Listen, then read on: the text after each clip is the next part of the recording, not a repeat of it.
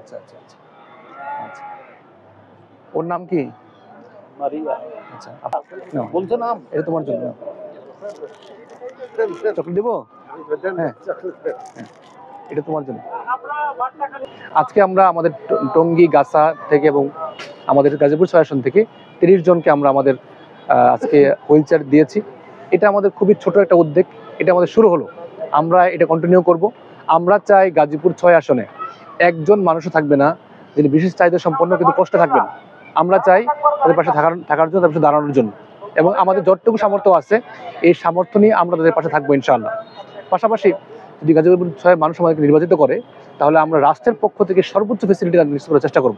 রাষ্ট্র, NGO, civil society এবং আমাদের সমাজে যারা বিত্তবান আছেন তাদের সমন্বয়ে আমরা গাজীপুরকে একটা প্রতিবন্ধী মুক্ত একটা নগর করতে চাই। মানে এই নগরে যারা প্রতিবন্ধী ভাইরা আমাদের আছেন, আমাদের বাচ্চারা আছে, আমাদের বিশেষ চাহিদা সম্পন্ন মানুষরা আছেন, তারা হবে আমাদের স্বাভাবিক মানুষের মতোই, তাদের সব কিছুর ফেসিলিটি আমরা নিশ্চিত করতে পারি। আমি দেশের বাইরে ছিলাম, তুরস্কে ছিলাম, আপনি জানেন, এবং সেখানে আমি দেখেছি যে ওই দেশটা বিশেষ চাহিদা সম্পন্ন মানুষদের জন্য কী ধরনের অ্যারেঞ্জমেন্ট করেছে।